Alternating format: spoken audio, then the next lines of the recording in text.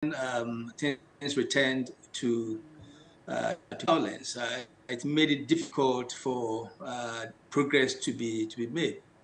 That has been the difficulty. But you know, the Peace Council has been working through the Inter-Ethnic Peace Committee, and that has been the channel or the platform that we have been using to engage the two factions. But you know, peace builders cannot intervene in situations where you know, guns are flying here and there. I mean, that will not be conducive for peace building to take place. So when it happens like that, the peace makers or the peacekeepers would have to be there, and you realize that the armed forces and the police had to intervene. So when things are settled, then opportunity will come back for the Peace Council to intervene. Let me quickly say that somewhere last month, early part of last month, the Peace Council delegated a team from the board, you know, to visit the Bokunaba and the Nairi. Unfortunately, as like it has happened to the committee from Parliament, the same situation also happened to our board members. They got to Bolga, but to Tamale, but they could not proceed to Boku, you know, as planned. You know, so things are still not as we would wish. You know, the situation which would be conducive for peace building to take place, for dialogue to take place. We are hopeful that discussions are going on. I know that my minister is fully in control of the matter. We are hoping that in the nearest days ahead, things should be normalized to enable the Peace Council to begin, you know, engaging the parties once again. Could this challenge, I mean, from what you're saying, the Peace Council wanted to go to the grounds to try and negotiate or meet with the key stakeholders, but you were unable to due to intelligence you picked about the insecurity there. Same for the committee in Parliament on Defence and Interior. They also had a challenge because of the intelligence they picked up. It means that the situation in Boko, you know, is still as bad as a month ago or so when you wanted to go there. Have we misdiagnosed the problem? Are we looking at it from a different perspective, or we totally are missing the point in how we can better resolve it? Yeah, so my brother, a whole lot of strategies have been applied in the Boko conflict. I mean, years back, and you tried this, it works up to a point, then there is a relapse. You know, it came to a point you don't know what exactly to figure out. But you know, dialogue, mediation,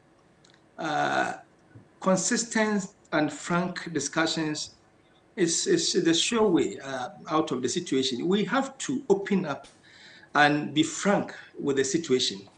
I would want to question, what do we want to see? I mean, how do you want to see Boko in the next 10 years, 20 years, when we are no more, when we have passed? What is the Boko we want to live?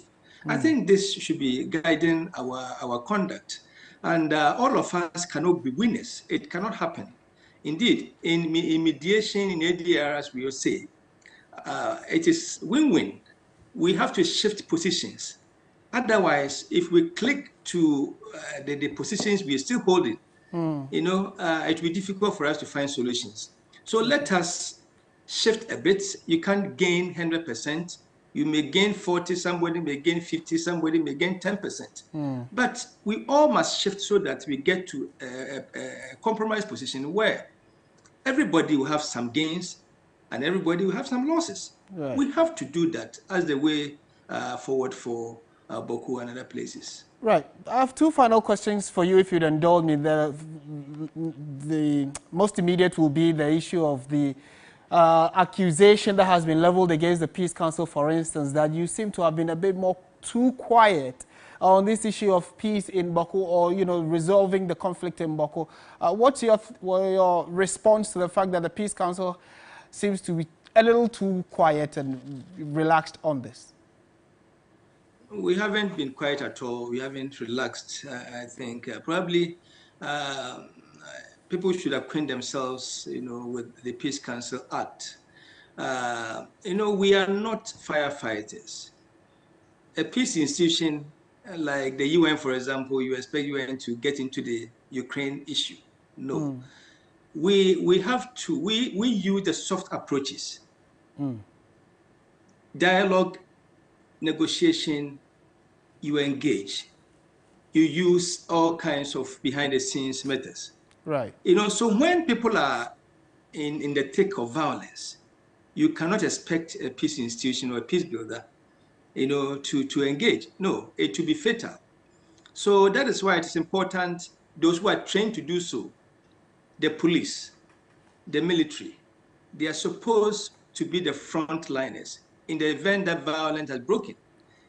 So that when things are a bit calm, then human beings can use their reasoning. Because when human beings are engulfed in a violent conflict situation, they cannot reason. They will not reason.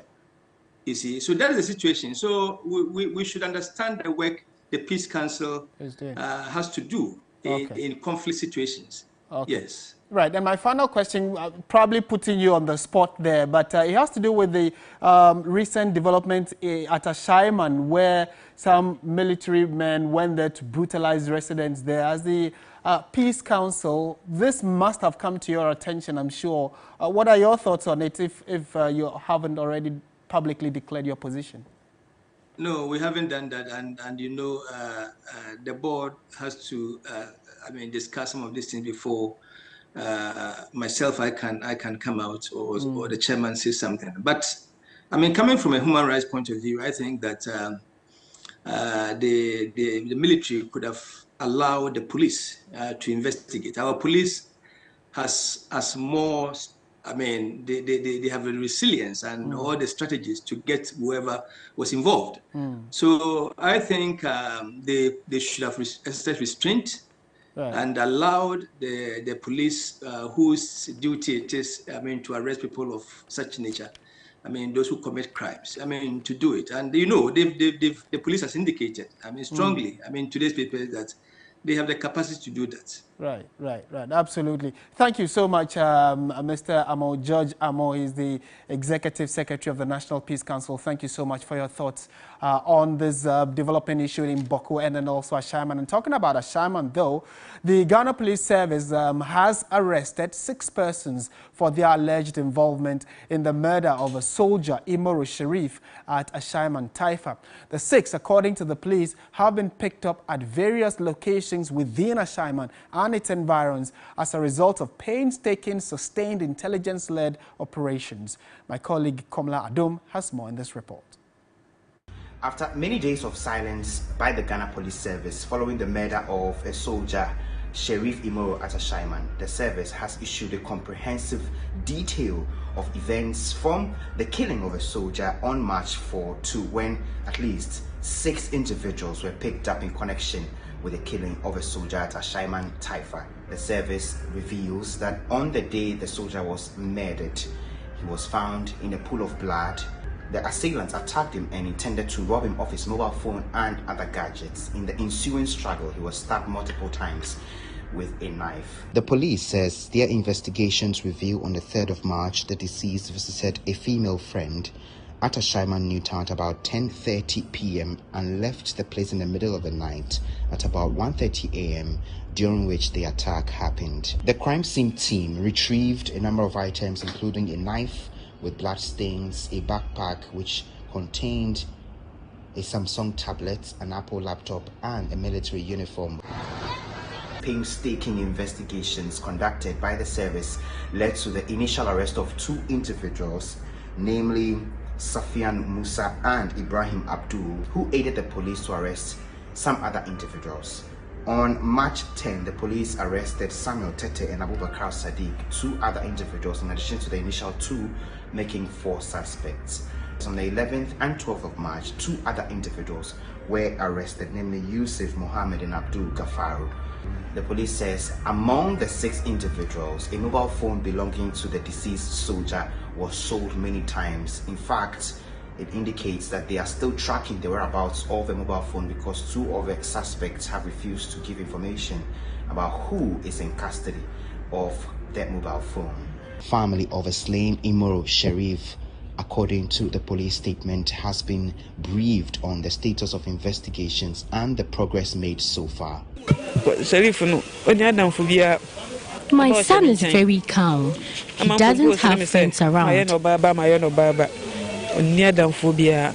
is the first time the police is issuing a statement on the happenings in Ashaiman after soldiers raided the community, rounded up 184 individuals, bundled them into vehicles and shuffled them between barracks here in Accra. In that 3-day period while they were in military detention, some of the residents tell us they were maltreated and subjected to some abuse while in detention. They beat us and they took us from here to Michelle camp. We went there for a while. That place they didn't beat us. Then they transferred us to Bema camp. In the Bema camp we passed through some drill, and after that they brought us back to drop us at Runabout. Now we know all 184 of them have been released. The police does not say at any point in this fresh release of any collaboration between the police and the military with respect to the 6 individuals who have now been arrested and are in custody. In fact, 6 individuals are going to be put before court later today, which is Monday, the 13th of March, 2023.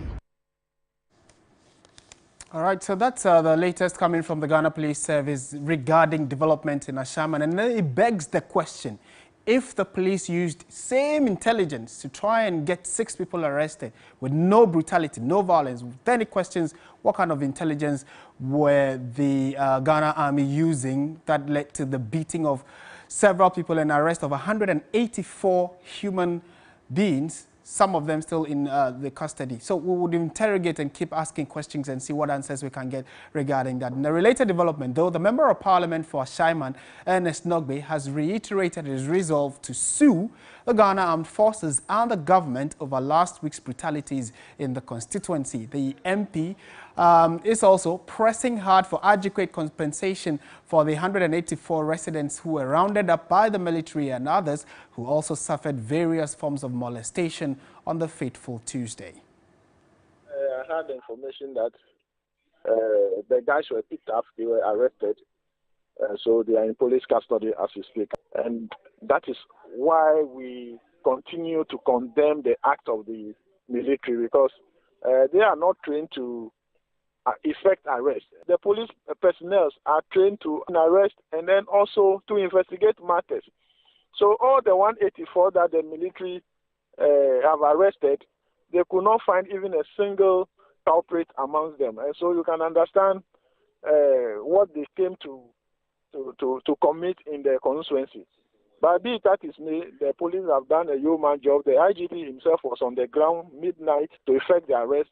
So I'm happy about that situation. And so now all the 184 who were arrested can be released. Some of them have gone to receive medical attention from the hospitals around, and others are still being hospitalized. And so let me say that there are 2 different groups of people. Some were arrested, some were brutalized, molested, and left in the community. They were not arrested. They were the victims of the circumstances. So most of those people have also have a lot of bruises, brutalities, and then other issues. So they have also gone to hospital to seek for medical attention. Some are still in the hospital as we speak. We are seeking for compensation, but aside the compensation, we are suing the Ghana Armed Forces and the government or the Attorney General, because we cannot allow such indiscipline to continue happening in our communities, where soldiers will just invade the community and molest innocent residents. And I'm also arranging for a psychologist for them to, coach them and also talk to them, because it has become psychological trauma, and we don't want it to get to another stage.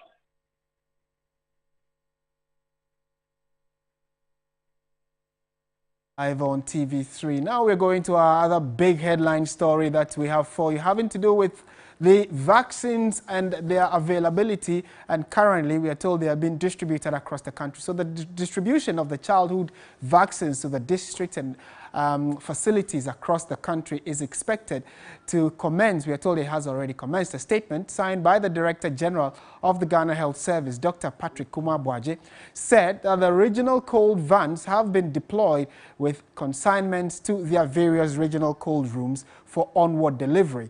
It said all children who missed their scheduled vaccines are still eligible for vaccination. Dr. Patrick Kumar-Boaje reminded the public that the vaccines are free of charge.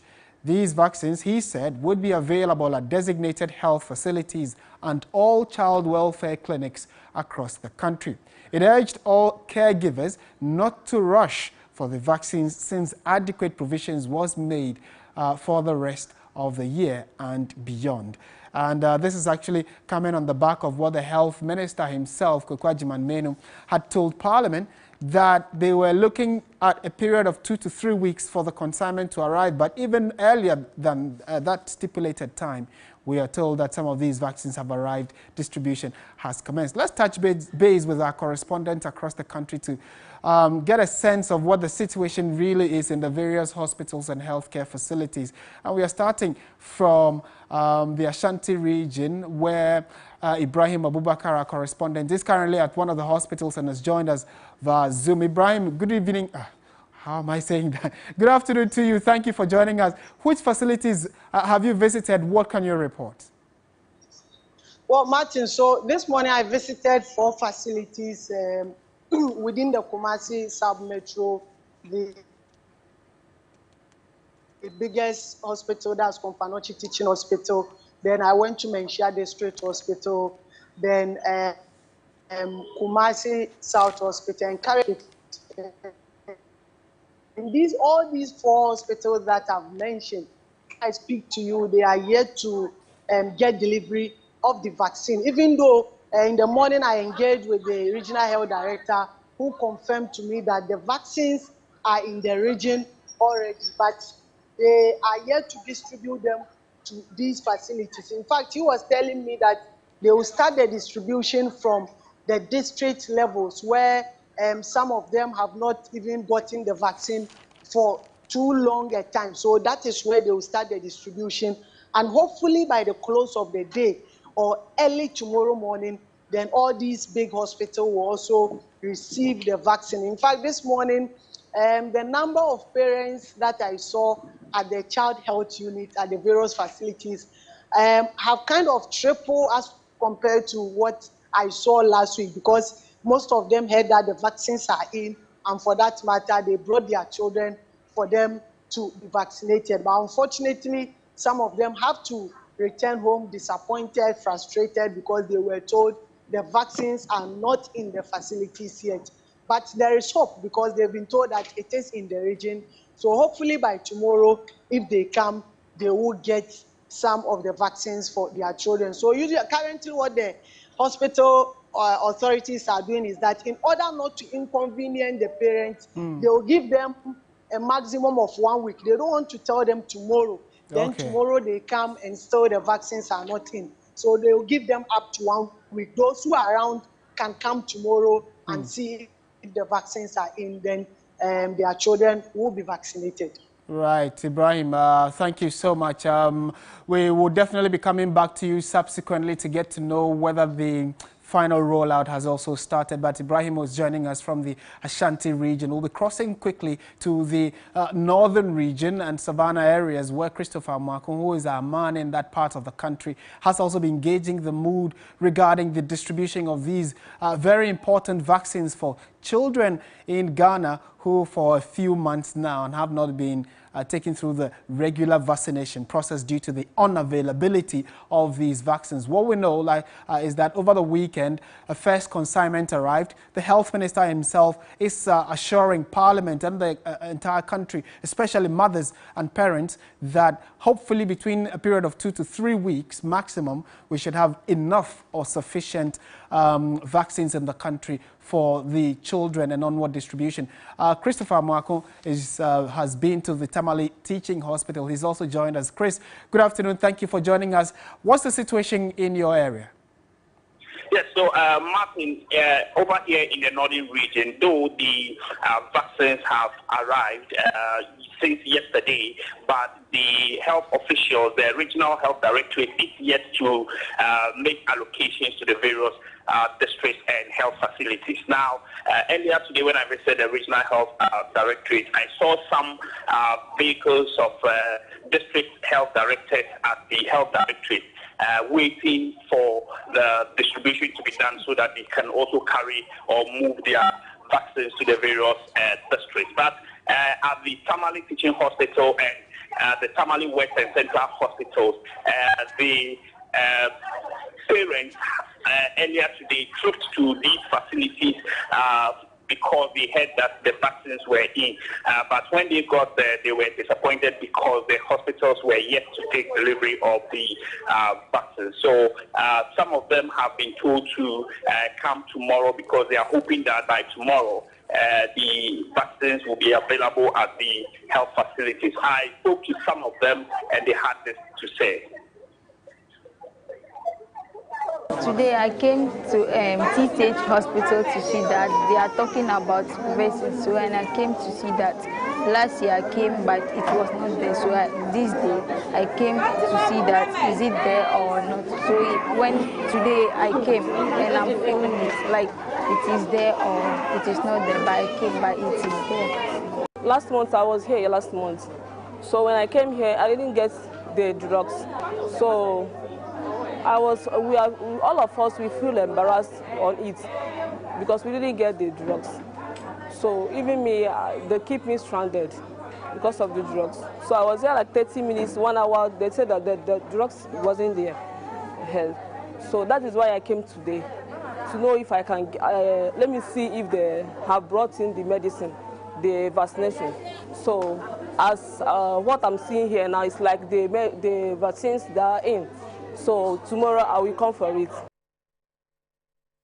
All right, so that's the situation in Tamale where Christopher Amoako was just painting a picture for us as regards the vaccine availability and when they will start administering it to the children. Let's wrap this conversation up in the Greater Accra region where my colleague Judith Awachitando has also visited a number of facilities. She's joined us for a quick chat. Judith, good afternoon. Thank you for joining us. What do you know? What can you report? Right, Martin. So the statement from the Ghana Health Service said that the measles as well as the OPV and the BGC vaccines, BCG vaccines would be administered today. And so I'm at the Greater Accra Regional Health Directorate, and as you can see behind me, a number of municipal health directorates have been trooping in and out of this particular directorate in search of their consignments of vaccines that they will be distributing to various health facilities later on. And so I've had about 5 different municipal health directorates that have come here to receive their consignments of the vaccines. I spoke to the Pon Katamanso Municipal Health Directorate, an official from that there, and he tells me that he would be receiving about 2,400 different vaccines that they will be distributed later on. But of course, I visited the Adabraka Polyclinic earlier today, and I'm told by the nurses that earlier in the morning, a number of mothers had trooped in and massed up at the polyclinic to get vaccines for their children. Of course, the Adabraka Polyclinic has received the vaccines that they were in search of, and so they were able to distribute them to these women. As of now, the number has reduced at the polyclinic, but they are still in the process of distributing them to mothers as and when they troop in. I'll be visiting the Adabraka, the La Polyclinic as well to get updates from there, which I would update you on that in a subsequent bulletins. But this is the situation currently as the Greater Accra Regional Health Directorate, where municipal health directorates are trooping in for their consignments of vaccines to the distribution later on. Great. Thank you for that succinct report, Judith Awachitando. And definitely in subsequent bulletins, we'll get to have a clearer picture of how the distribution has gone so far and how the reception of it has also been. Thank you for that report. You're still watching Media Live on TV3. In other news this afternoon, the ECOWAS Commission is cautioning of an imploding influx of terrorists from Burkina Faso if governments in the sub-region do not show political will in tackling cross-border terrorism. Speaking exclusively to Komala Kluche in Abuja, Nigeria, the Commissioner for Political Peace and Security, Abdel Fattah Musa, says the terrorists have shown more resilience and resistance and capacity to take on state security apparatus of countries in the sub-region. Have you had that commitment from the government in ensuring that they crack down on it in as much as you equally are playing your role as ECOWAS? Yes, I mean, the governments have always expressed their determination, right, to fight against terrorism, and they are at it. The fact is, are their instruments enough, you know, to deal with it? Because this is an existential threat for the region, right? So it is not just a matter of Burkina Faso or Mali, you know, because if it was that, then the Accra Initiative will not come into being, you know, because the spillover effect is going to be horrible. Burkina Faso is the dam. Once it bursts, all the countries around it are going to be inundated, and we need to do that. You know, so there is this understanding between them, but it is very difficult also for ECOWAS to deal fully with countries under military regime. So we are having a very delicate balancing act between us and them. So when we put this force together, that force will also support national initiatives, and negotiations are ongoing, you know, in that respect, you know, to make sure that there is a regional approach and that we don't allow, you know, countries to face this threat alone, you know, in their country. So there is that political will, you know, to do that. Now we are looking at the methodologies, and most importantly, how do you mobilize resources for that? That is the key question here, particularly enablers, whether you are talking about air power, whether you are talking about night vision goggles for the military and others. At times, the terrorist organizations have got more firepower than even the national forces, right? All right, so that's issues regarding security in the sub-region and what ECOWAS has to say or is doing about it. So in other news, if you haven't heard, that now you are in the know, that the Empress Nana Ama McBrown has joined the Media General family. She's described as the screen goddess for a reason. Over the last 2 decades and more, actress and influencer Nana Ama McBrown has graced the screens, entertaining her audiences and several other things she gets involved in. Well, she is the freshest addition to the Media General family. Earlier, she was given a queenly welcome fitting of the personality that she is. Thank you. She knew she was going to receive a warm welcome even before she arrived at the premises of TV3.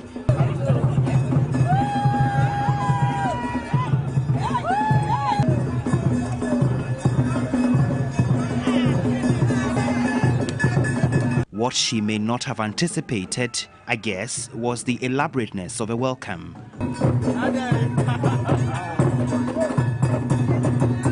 Screen goddess Nana Ama McBrown, looking graceful, of course, had to walk the carpet, fit for royals. And she had to be escorted by some presenters of Media General, particularly of Onua FM and Onua TV. People she would now have to call family.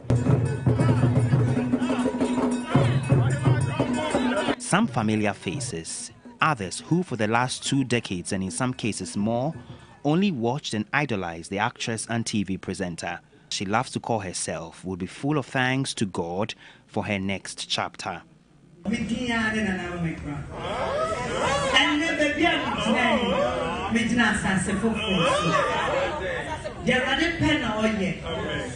Inti mema pani na shamisa. Ono no tutu na. Inti anano pa bi jina enye mistake. Radepe. Inti mabeka busia e friend onua. It is a second.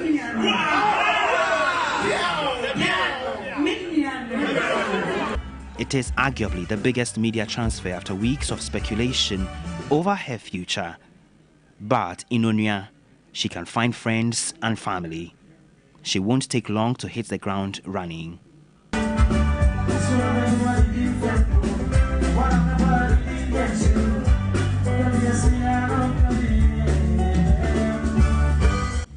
Ghana, we present to you the Empress, the goddess, the queen of entertainment, Nana Ama McBrown. This is your new home. And we give her the warmest of welcome to the Media General family. There is more on our website, 3news.com, of her grand arrival, etc., etc. Stay with us. We have business, sports, entertainment all lined up for you on Midday Live.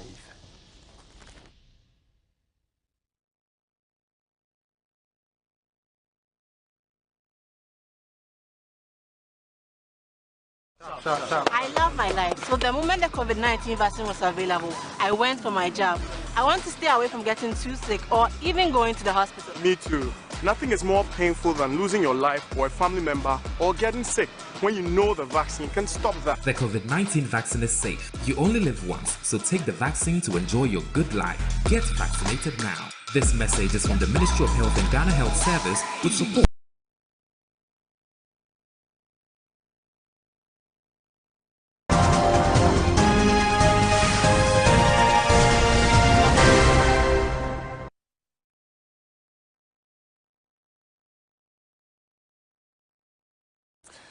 You're still watching Midday Live on TV3. Time now for business. Pakwesi Asare is in studio. Hello, Pakwesi. Hi, Martin. It's not a grand business segment. No. It's a regular business day. All right. So regular business day, Martin. How you doing? Not bad at all. Good to see you. Let's bring you the very latest in the world of business. And financial analyst Joe Jackson says Ghana's IMF program faces a huge risk, which could possibly lead to major consequences for the economy.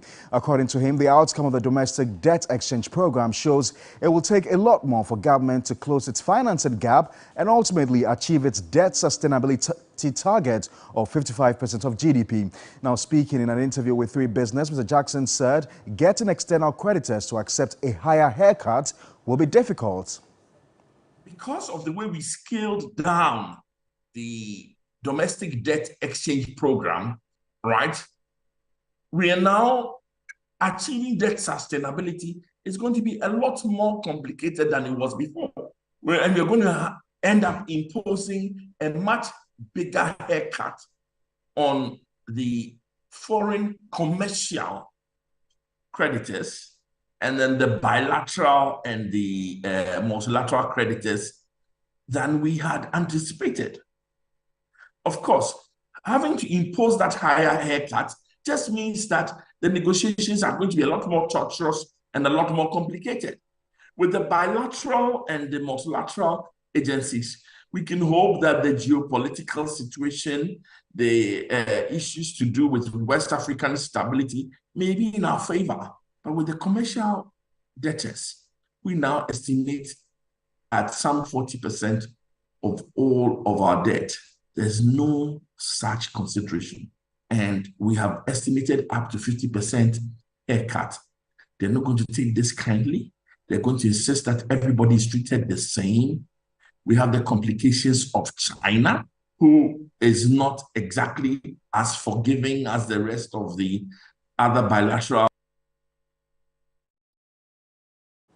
In other news tonight, yields on treasury bills have fallen further in the last auction as government measures to correct interest rates and anomalies on the market continue to achieve results. However, despite the drop in interest rates, the auction was oversubscribed by more than 74%, adding to weeks of high patronage seen on the market. There's more in the following report.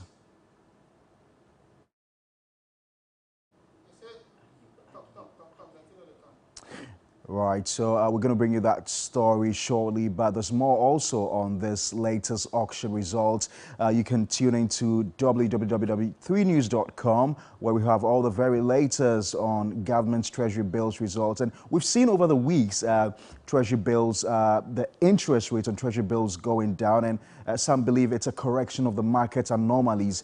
Just last week also, you know, the government had rejected some bids because investors were demanding high interest rates. Now let's bring you that story of the latest treasury bill results. The government targeted to raise 2.4 billion cedis, but received bids totaling 4.2 billion cedis. However, the treasury accepted 3.3 billion cedis, which was 900 million cedis more than it targeted. Interest rate on the 91-day, which got the high subscription, dropped by more than 400 basis points to 19.9%. The 182-day fell by 300 basis points to 22.8%. The one-year note went on a similar trajectory, falling slightly from 27.5% to 26.8%. In some transactions, investors were willing to buy the shorter instruments at an average of 17%. The yields have been declining since the government rejected bids at the stagnant 35% levels, forcing investors to revise. The market is awash with liquidity as investors prefer T-bills to government bonds, which caused them heavy losses in the debt restructuring. The excess liquidity is expected to remain for a while as banks do much of T-bills than advancing loans to businesses over high uncertainty. The government targets to raise 2.77 billion cedis in its auction this week. Elsewhere, Better Malt has engaged schools with their Better Malt Arts Festival. The event was to enhance creativity in children and promote sanitation through recycling of plastic waste. The Better Malt Arts Festival focuses on exhibition of creative skills of each basic school pupils through recycling of plastic waste to make artifacts. This is expected to promote sanitation and also exhibit their creative skills. 10 schools showcased their artworks at Flagstaff House Basic School. So this initiative is a way to enable our young ones to show their creativity while also cleaning up the environment. So it's dual purpose. On the one hand, it's encouraging the creativity of our young ones, and on the other hand, it's encouraging a better world, a world free of plastic, a world where we can take care of our environment and reuse the plastic waste that we generate. Better Malt truly is the only true malt in Ghana. Cultural education is looking out for companies to come on board. And if companies collaborate with cultural education units in this country, we are very hopeful that patriotism, hard work, truthfulness, loyalty, honesty that we are struggling with will be resurrected. Reverend Latte Memorial School emerged as the winners for the festival with a cash prize of 10,000 Ghana cedis. Deborah Doreen Soa, a student of Reverend Latte Memorial, was elated. The team's hard work paid off. We couldn't find so much bottles, but others helped to find them, so it went on well. I feel proud of my school for making it possible. I feel proud of the people who helped in the competition. Better Malt is a non-alcoholic beverage fortified with vitamins A and C and contains no additives. Well, that's it for the very latest in business news. For more business news stories, do also visit our website. It's www.3news.com. My name is Parkwesi Asare. Coming up next, the very latest in sports news with Oreku Ampofo.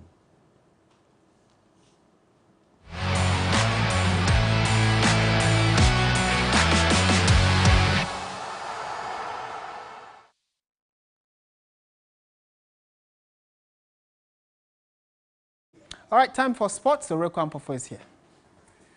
Well, thank you very much, Martin. We do start off with the Eredivisie because Mohamed Kudus has mastered the art of scoring as the midfielder put in his 11th goal of the season for Ajax against SC Heerenveen.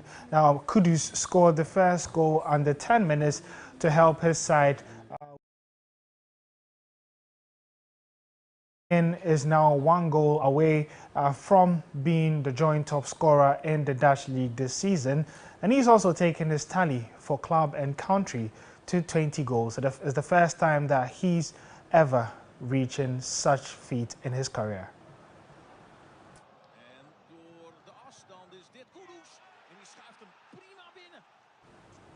Meanwhile, former Ghana Football Association Vice President George Afriyie believes Mohamed Kudus' time is now to shine in the national team, and he should be supported. He spoke on the maiden edition of Sports Ultras on 3FM 92.7.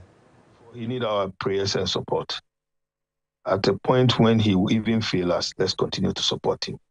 Because you see, history, the boy is riding on the typical Ghanaian history, coming out with one or two top players at a particular time. There was a time in the history of Ghana football, a certain Abedi Ayew Pele emerged. He took, I want to speak within our time. I don't want to talk the time of Reverend Jose Kofi and Mohamed Polos. Let me limit my conversation with you, our time, the ones that you saw. I'm sure maybe some of you watched Abedi Ayew Pele. He emerged an 18-year-old boy, and Abedi took the whole Africa and the world by storm. Later, over the years, some other players emerged, the Michael Essiens, the Asamoah Gyan's, the Suleiman Taris group also emerged, and they all did their part. But if you want me to put my hand on one, I want to put it on Asamoah Gyan. Baby Jet Asamoah Gyan demonstrated, displayed, lights our houses and our screens that yes, Ghana, we have a talented Ghanaian footballer which is loved and watched by all. There was a day I went to Kenya, and if you look at the way people loved Ghana because of Asamoah Gyan, you have no idea. And so for me, I think that it got into the turn of Mohamed Kudus. He has started so well. He's doing so well. He needs our prayers. He needs our support. And trust me, from what he is doing, he's going to emerge as what his predecessors has been able to do. And I have no doubt that he will be able to deliver and make Ghana proud and lift the flag of Ghana very, very, very, very high. To get it in the box. Here's Mensah, this is positive. Well, Mohamed Kudus' compatriot Thomas Partey says that he's delighted with recent comparisons with Manchester United midfielder Casemiro. Now, the Ghana international seems to be enjoying his best season at the London club since joining them from Atletico Madrid in 2020. He has been at the heart of Arsenal's season as they push for a first league title in 19 years.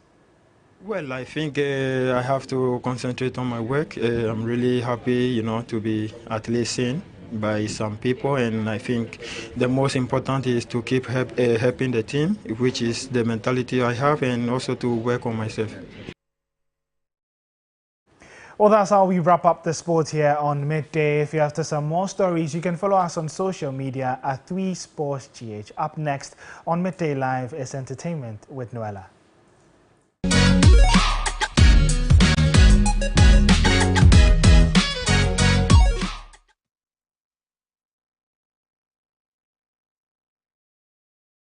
All right, so that's a cue for us to get to the latest in the world of entertainment, and Noella has joined us in studio. Hello, Noella. Hi, Martin. So the big talking point, Nana McBrown is in the building. Yes, she is. Right. She arrived this morning, and it was grand. Okay. So coming up in the entertainment bulletin today, award-winning actress and TV show host Nana Ama McBrown joined the Media General Group this morning and was received in grand style by staff and management. Speaking to 3 Entertainment, she expressed excitement on her move and admonished young talents looking up to her to be themselves and stay true to themselves.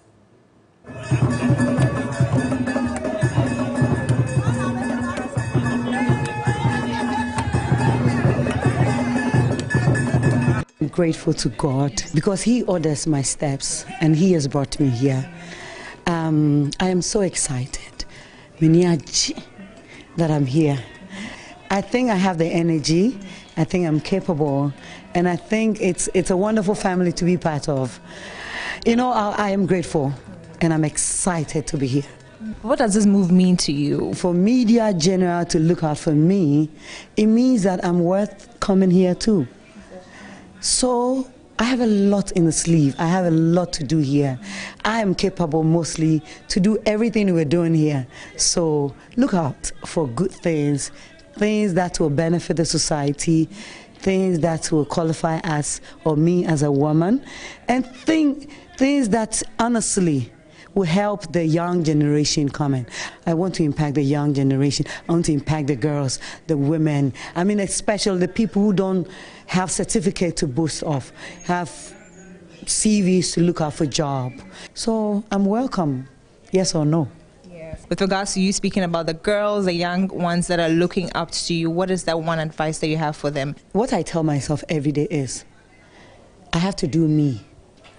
First of all, after thanking God, I thank God for my life, even before my daughter. You understand? So I'm going to be myself. I want to tell everybody, young one looking out for me, is be yourself. Look at the things you love, the passion that you have. Grow with it. Grow with it. Don't impress anybody on the way. I want to move to the next level every day. You understand? Look out for people who will value you, who will treat you well, and help you nurture what is within you.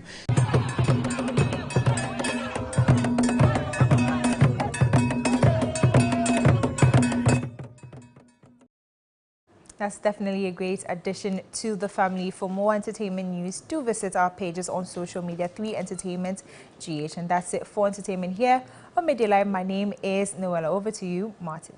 All right, thank you so much for that latest information regarding the entertainment industry. One of the big names in that industry has joined Media General. Our website, 3news.com, and all our socials have, you know, information about her arrival, and what packages we have for you regarding Onua TV and Onua FM and our sister stations dotted across the country.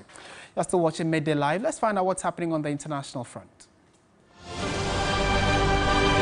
Ukraine and Russia have reported inflicting heavy losses as the battle for Bakhmut rages on. Moscow has been trying to take the eastern Ukrainian city for months in a grinding war of attrition. Ukrainian President Volodymyr Zelensky said Russian forces had suffered more than 1,100 deaths in the past few days, with many more seriously injured. Russia said it had killed more than 220 Ukrainian service members over the past 24 hours.